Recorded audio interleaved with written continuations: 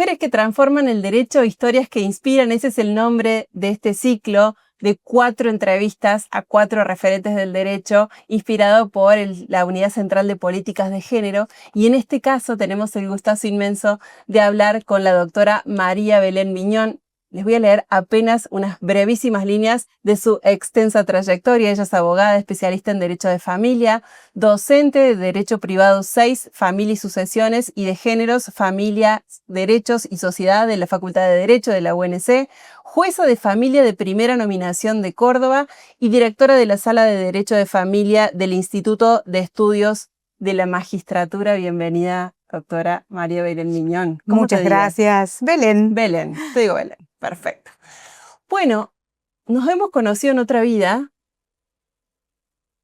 y tu carrera particularmente tiene la particularidad de que trabajaste muchos años litigando y llegaste a la justicia como jueza. ¿Cómo fue ese camino? Porque existe en el imaginario popular la creencia de que para llegar a jueza tenés que trabajar muchísimo en el Poder Judicial, ¿no? ¿Cómo fue ese camino y además siendo mujer? Bien, bueno, yo me egreso de la Facultad de Derecho de esta universidad en el año 2003, pero previo a ello había conocido a la doctora Nora Lloveras y María de los Ángeles Bonzano, 2 referentes cordobesas del derecho de familia, y comienzo a trabajar en un estudio jurídico con una impronta y una perspectiva de derechos humanos muy fuerte, y eran especialistas en derecho de familia. Entonces, previo a recibirme, ya comencé mi práctica y siempre me dediqué a esta rama del derecho, razón por la cual luego obtengo mi matrícula, comienzo a ser abogada litigante, se le llama comúnmente, y muchas personas de mi alrededor, ingreso en la cátedra, me formé con Nora Lloveras y cuando se abrió el concurso para ser jueza de familia, esta gente que estaba alrededor mío me decía, bueno, vos tenés que rendir, vamos, tenés idoneidad, tenés un montón de aptitudes. Y me animé siempre con una clara vocación de servicio y con una mirada que creo que era parangonable con la función. Me costaba mucho a veces ser abogada de parte, sino que yo tenía una mirada integral del conflicto y a veces decía, bueno, si yo fuera jueza, yo haría esto. Pero bueno, tenía que volver y decía, yo soy abogada de parte. Me costaba, en cierto punto, ese rol parcializado y sí me parecía como una cuestión grandilocuente poder ayudar a las familias a superar el conflicto, pero a toda la familia.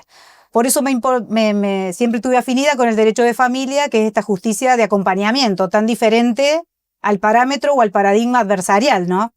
Así que yo creo que por ahí vino mi entrega y por otro lado animarme. Porque yo sabía que en algún punto yo tenía ciertas condiciones o cumplía con determinados requisitos para trabajar desde adentro de la institución. En los tribunales de primera instancia del fuero de familia hay muchas mujeres, ¿no? ¿Es la misma realidad de lo que sucede en otros fueros o no? En realidad, tanto en el fuero penal, en el fuero laboral, en el fuero civil, como en el fuero de familia, predominamos en los lugares más, en las primeras instancias, en las secretarías y demás. Yo creo que predomina, hay un porcentaje mayoritario de mujeres. Pero ya en el rango de jueza. Exacto, a medida que se va elevando o va ascendiendo la pirámide, vemos que los lugares de tribunales superiores y demás, y las cámaras, por ejemplo, penales, se van achicando este porcentaje, aunque es bastante equilibrado hoy en día. Pero es un fenómeno que a nivel nacional podríamos decir que en la primera instancia y en las funcionarios de la magistratura predominan mujeres, siendo que a medida que va ascendiendo la pirámide va cambiando esta cuestión de género, ¿no? Y hay figuras varones en mayor proporción. Pero Córdoba viene bastante bien en ese sentido. No puedo dar cuenta de otros fueros. En familia sí te digo que es un fuero absolutamente feminizado. Y esto no es casualidad. Es decir, son como el fuero de violencia, son temáticas que han estado históricamente vinculadas a las mujeres porque resolvemos cuestiones que tienen que ver con la familia, con el divorcio, con las infancias, con cuestiones derivadas de la responsabilidad parental. Con la violencia sucede lo mismo, diferente a lo mejor un fuero laboral o un fuero contencioso administrativo donde La naturaleza de las acciones o de los litigios tienen que ver con otras cuestiones donde puede ser que esté mayormente masculinizado. Pero no puedo darte hoy una exacta, una participación exacta, pero sabemos que a nivel nacional sí es así. También se replica. Exactamente. Bueno, ahora tenemos el ejemplo de la Corte, ¿no? Sin ir más lejos. Bueno, Corte ya Federal. nos vamos a meter en esos temas. En una entrevista también de este ciclo con la doctora María Noel Costa nos decía que un varón no puede saber nunca qué siente una mujer a las 10 de la noche en una parada de colectivo. Quizás sea por eso que ocupan tanto lugar las mujeres en los fueros de familia. Mira, yo creo que en realidad hay como dos cuestiones. Una cuestión que tiene que ver con la naturaleza de los asuntos y con que hay fueros feminizados, esa es una realidad. El fuero de familia, el fuero de violencia, la mayoría somos mujeres. Incluso la Cámara de Familia, hay 2 mujeres y un varón. En los jueces de primera instancia somos 7 juezas y un juez varón. Esto no es casualidad. Pero en relación a tu pregunta, tiene que ver, yo creo, más que nada con tareas o roles de género o estereotipos de género que seguimos repitiendo, replicando inconscientemente. Porque incluso las que somos conscientes de esto nos cuesta salir de ese rol, y muchas veces las mujeres nos cuesta zafar de cuántas plazas nos perdemos las madres y tenemos culpas. Sin embargo, los varones avanzan en sus carreras profesionales o en sus carreras, en su liderazgo sin tener ninguna culpa. Habrá paternidad y habrá excepciones, obviamente, yo no voy a generalizar, pero lo cierto es que hoy la carga de cuidado de los hijos está marcada fuertemente por una impronta familiarista y feminizada también. Es decir, en el diamante de cuidado de lo que hablamos quienes estamos en temas de género, decimos el Estado, la sociedad en particular, las familias se tienen que hacer cargo del cuidado de las infancias, pero resulta que siempre terminamos siendo las que mayormente ejercemos acciones de cuidado, familias en el ámbito privado y mujeres. Y esto del miedo, es una pregunta frecuente que se le hago a mis alumnos cuando enseño género y les digo, ¿ustedes se imaginan a un varón asustado porque hay un grupo de 5 chicas charlando en la esquina y que cruza la calle porque tiene miedo? No, me dicen todos al unísono. Y le pregunto a las chicas, ¿ustedes sí? Estamos caminando a las 10 de la noche en una calle oscura. ¿Se imaginan caminar sin miedo y hay un grupo de varones en la esquina? Son 5 o 6 chicos que están conversando. Y bueno, no es lo mismo. Entonces, desde esa perspectiva, esto tiene que ver con el famoso techo de cristal, claro, donde acceden menos mujeres, justamente porque hay una sobrecarga que impacta también en la vocación y en las estrategias a desarrollar a los fines de llevar adelante una carrera exitosa. En tu trayectoria como abogada, litigante y como jueza ahora, ¿sentís que ha evolucionado el derecho de familia? Sí, indudablemente. En este tiempo, 20 años. Sí, ha evolucionado muchísimo. Lo digo también en el sentido del avance de leyes. Argentina tiene una producción normativa muy importante que hemos estado a la vanguardia en América Latina e incluso en países de Europa. Uno que siempre tenemos esta tendencia a compararnos negativamente, y nosotros hemos tenido una serie de normas y de sanción legal, el Código Civil y Comercial, que ahora cumplimos 10 años de implementación del nuevo código, donde ha sido un avance muy importante y que ha venido a sistematizar todo este conjunto de normas que se habían dictado a lo largo de estas últimas décadas.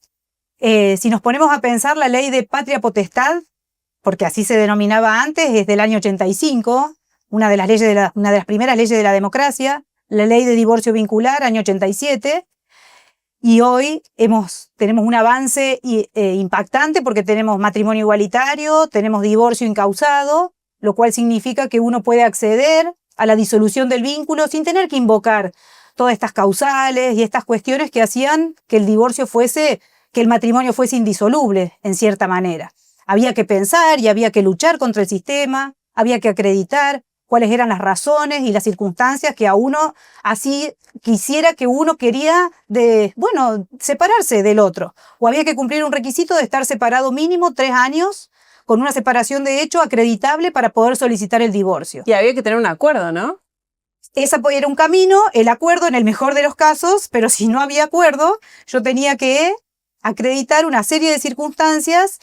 Entonces había ciertas barreras en el acceso a la disolubilidad del vínculo. Hoy en día, con el divorcio incausado, eso no sucede, lo cual significa que ya las parejas no peleen para divorciarse y para echarle la culpa a quien tuvo la responsabilidad de la ruptura. Podemos definir, sí, en algunos casos sí, donde están atravesados por las violencias y demás, pero en la mayoría de los casos las parejas se divorcian o se separan por cuestiones que hacen algo interno, algo muy difícil, algo subjetivo, muy difícil de encuadrar. Entonces, la idea es, bueno, nos concentremos en lo importante. Hay que regular una compensación económica, hay que regular la cuestión de los hijos, hay que liquidar el patrimonio, pero el divorcio lo vamos a obtener de manera pronta, rápida, y que no tengan que estar peleando por esto. Pero volviendo, discúlpame porque me quedé con la idea, volviendo a lo de patria potestad, si ustedes se ponen a pensar, en el año 85, es decir, no estamos hablando de una norma del año 40, y sin embargo esa fue una de las primeras, de los primeros logros en materia de género para establecer que tanto la titularidad como el ejercicio de la patria potestad en ese momento, hoy responsabilidad parental, estaba en cabeza de ambos. Porque hasta ese momento la patria potestad era del varón, es decir, era del marido, de la mujer. Entonces, haciendo una perspectiva, hemos avanzado mucho, pero tampoco es que hace tanto que hemos logrado estos avances. Por eso siempre, en una sociedad que a veces tiene retrocesos en materia de derechos, hay que apuntalar, yo digo, las conquistas, pensar siempre en el principio de progresividad y no regresividad, porque puede haber movimientos sociales, históricos, que retraigan un poco estos logros y estos avances en materia de derechos humanos, de familia, y bueno, hoy en día la perspectiva de género es transversal. Entonces podemos hablar de concursos y quiebras y aplicamos perspectiva de género. Podemos hablar de derecho del consumo, derecho privado, derecho patrimonial puro y duro, y sin embargo aplicamos perspectiva de género. Te vuelvo al tema del divorcio y me voy a salir un ratito de las preguntas que tenía, porque me quedé con una cosa de la compensación económica, ¿no? ¿Sigue todavía existiendo o se sigue cuestionando la división de tareas, la división no remunerada de tareas a la hora de una compensación económica? ¿Se sigue sin considerar? No, la compensación económica viene a suplir justamente esa deficiencia donde advertíamos que había habido una división de roles o que esta cuestión de la división sexual del trabajo impactaba de lleno en la economía, por ejemplo, de una mujer que había estado al lado de una persona durante 20 años, abdicando de su proyecto individual, colaborando con las tareas mercantiles, comerciales del otro, criando los hijos, sin trabajar y que después de un matrimonio o una unión convivencial de 20, 25 años, se encontraba sin tener posibilidad de insertarse en el mercado laboral y sin ninguna acción para solicitar la recomposición de ese desequilibrio producido por el matrimonio y la ruptura. Hoy en día, que esto es un avance del Código Civil y Comercial, sancionado en el 2015, encontramos la figura de la compensación económica. Esta era una demanda, ¿no?, del feminismo, una demanda de quienes estamos en las cuestiones de género y formaba parte de la agenda, ¿no?, la agenda legal y política, de decir, bueno, la compensación económica tiene que ser una figura que se sancione, como también el reconocimiento de las tareas de cuidado en el hogar en materia de responsabilidad parental, ¿no? Así que hoy en día, bueno, tenemos esa herramienta que es muy potente y muy valiosa. Me paro en otro fragmentito de la entrevista en la María Belén docente. ¿Qué estrategias utilizas con tus estudiantes para incorporar esta perspectiva de género? Recién hablabas de que, bueno, te imaginas, les ponías en situación a tus estudiantes diciéndoles, te imaginas teniendo miedo, sí, pero ¿qué otras? Bueno, nosotros en la Cátedra de Derecho de Familia, por la materia y por el grupo de personas que la componen, la cuestión de género está desde la bolilla 1. Es decir, porque nosotros tenemos que enseñar este derecho constitucionalizado, este derecho que tiene una fuerte impronta humanitaria y esta perspectiva constitucional convencional. Entonces, en la bolilla 1, por ejemplo, cuando doy en el primer cuatrimestre de Derecho de Familia, hablamos de la doctrina que emana de la Corte Interamericana de Derechos Humanos, de los estándares internacionales. Ahí de lleno entro en el tema de género. Entonces la estrategia es seguir un programa que da cuenta de los movimientos sociales, del paradigma que está hoy vigente, de la cuestión de los tratados internacionales sobre derechos humanos Y bueno, enseñamos CEDAW y empezamos a analizar y a diagnosticar y a comentar, bueno, ¿qué vino a hacer la CEDAW en el año 79 y Argentina la ratifica ahí nomás, en la década de los 80? ¿Qué pasó en la década de los 90 con todos los movimientos que denuncian violencias y dicen lo personal es político y lo que pasa dentro del hogar no queda privado a las cuestiones íntimas, sino que son cuestiones, si hay violación a los derechos humanos, tendrá que el Estado intervenir, sin que eso implique una injerencia arbitraria en la vida de las personas. Entonces, la verdad que no son estrategias, sino que es darle valor a lo que está vigente, enseñar la ley y enseñar el derecho con todas sus fuentes. No solamente la norma, el Código Civil, que ha incorporado todo esto de lleno, porque artículo 1, 2 y 3 tenemos esta integración de la perspectiva humanitaria, el derecho privado constitucionalizado, decimos nosotros, sino que también a partir de la reforma del 94, este nuevo paradigma que es tan potente y es tan fuerte, es imposible avanzar en instituciones como el matrimonio, enseñarles a los chicos lo que es el matrimonio y lo que es el divorcio sin haberles contado, que al principio lo regulaba el derecho canónico, cae como en saco roto. Un estudiante de derecho tiene que comprender los procesos en la mayor dimensión, ¿no?, de la enseñanza. Esto es algo para mí fundamental. Saber dónde estamos hoy, pero de dónde venimos. Claro. Y hacia dónde vamos, para estar atentos y también lograr mantener las conquistas, reitero, en este marco del principio de progresividad y no regresión. Darle valor a lo que está vigente, decías Por recién. supuesto. Yo recuerdo hace muchos años atrás, te cuento una experiencia personal, cursé una maestría en sociología y me acuerdo que sociología de la familia era una materia electiva, ¿no? ¿Sentís que ha evolucionado eso? ¿Sentís que hay más interés de parte de los y las estudiantes para materias como la tuya, como por ejemplo géneros, familias, derechos y sociedad? Así se llama, ¿no? Sí, así se llama. Hubo un momento, yo esto te lo digo muy sinceramente, sigue siendo opcional, no es obligatoria. Hay otras materias opcionales, entonces los alumnos y las alumnas pueden elegir, no necesariamente les toca esta materia. Y sí hubo un momento donde hubo mayor interés. Hoy en día quizás no tiene tanta fuerza, la pandemia dejó sus huellas, porque luego estas materias se empezaron a dictar de manera virtual. Eso también a veces para algunos es mejor. Yo soy de la presencialidad y por ahí me parece que los alumnos tienen otra experiencia en este feedback, en este intercambio personal, donde yo también aprendo diariamente, ¿no? Porque las reflexiones que surgen en el intercambio son valiosísimas, pero creo que la perspectiva de género debería ser transversal, debería haber una parte obligatoria, que te reitero, nosotros la tenemos en la parte primera, que es derecho de familia y sucesiones, pero sí creo que habría que seguir reforzando esta idea de esta necesidad, porque las violencias no cesan, porque las discriminaciones y las desigualdades continúan, y porque uno no puede pensar que porque tengamos normas que están buenas, ya está, la tarea se terminó, sino que hay avances y retrocesos constantes, y uno ahí es donde tiene que estar atento, como operadores, operadoras del derecho, para salvaguardar sobre todo normas que son producto de la democracia y de un Estado de Derecho,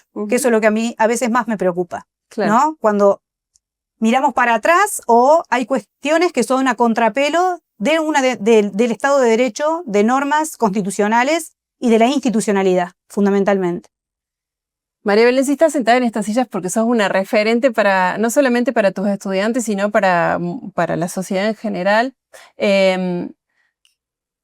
Y has abierto camino y has enarbolado una bandera que muchas mujeres que te ven, sobre todo mujeres del derecho, se inspiran en vos. ¿Quiénes fueron tus mentoras? Porque ahora vos sos inspiración, pero ¿quiénes fueron tus mentoras?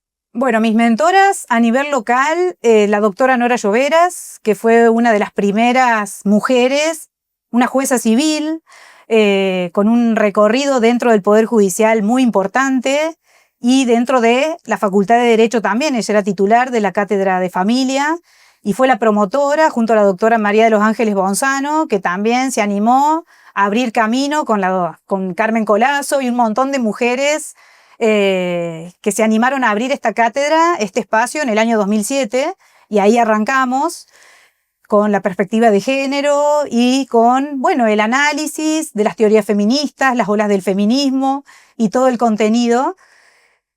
Y por otro lado también creo que a nivel nacional han sido estas grandes juezas que han llevado adelante con ahínco, como, bueno, la doctora Tarditi, por ejemplo, que también va a ser acá su aporte,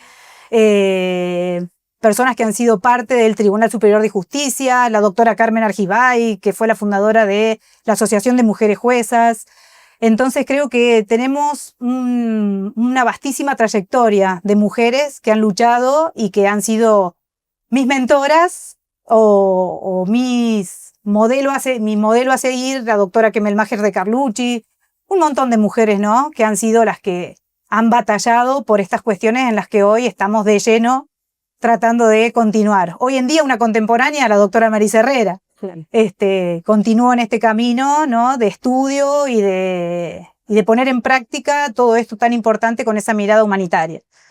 Hablamos mucho de derecho, pero me gustaría que a todas las entrevistas les hacemos la misma pregunta de cierre, que me digas en tu perspectiva qué mensaje le darías no solamente a las jóvenes abogadas, sino a todas las jóvenes profesionales para poder incorporar la perspectiva de género en sus profesiones. Bueno, en primer lugar, yo creo que las mujeres tenemos que ser conscientes de que no es tan fácil para nosotras, que seguimos teniendo cuestiones como el cuidado, esta mirada familiarista del cuidado, tan maternal, y que a veces tenemos este mandato de la maternidad, que hay que llevarlo con determinada ética, porque si no cargamos con una culpa terrible. Entonces, en primer lugar, conciencia para ser solidarias y sororas con el resto de las mujeres. A veces nos enojamos y atacamos a las propias femeneidades o a nuestras propias compañeras de estudios, de cátedras, etcétera, porque necesitamos licencia, porque necesitamos cuidados, y yo creo que eso hay que seguirlo trabajando con conciencia y con unidad. Uh-huh. Si las mujeres no entendemos o creemos esto de que habla Ana María Fernández del consenso, hay que tener cuidado con el consenso, creer que porque algunas cosas ya tienen leyes y demás igualitarias, estamos en un nivel de igualdad y quedarnos ahí, eso nos puede llevar a caminos complejos, porque resulta que las mujeres hoy tenemos una doble carga de tarea. Por un lado trabajamos, la mayoría, algunas somos sostén de hogar, pero también tenemos que cuidar con toda la fuerza y con todo el ahínco para lograr estar bien en el colegio, para que los chicos salgan adelante, para hacer la tarea, para que estén limpios, para cubrir todas sus necesidades materiales y afectivas, porque también el cuidado de los hijos implica una entrega desde lo emocional. Por eso no es una tarea más. A veces las mismas mujeres decimos, bueno, pero es el amor. Sí, es el amor y nadie está en contra de que, al contrario, está perfecto porque es una conexión y una experiencia inigualable la maternidad, pero sin perder de vista que tenemos que seguir dando batalla en pos de la igualdad y que a veces nosotras mismas nos colocamos en situaciones que son discriminatorias, ya sea inversa o directamente. O, por ejemplo, una contracara de la moneda o la otra cara de la luna, que es cuando tenemos paternidades potentes y padres responsables que quieren asumir e involucrarse y nos resistimos. Como si esto no estuviera bien, porque somos nosotras las únicas idóneas para ejercer cuidado. Y ahí también, ¿no?, hay que seguir construyendo, pero obviamente desde el marco del respeto, de la no violencia y desde un sistema que hoy no es igual. Es igualdad en sentido formal, pero nos falta mucho camino por recorrer para una igualdad real. Muchísimas gracias. No, por favor, gracias a vos. Gracias.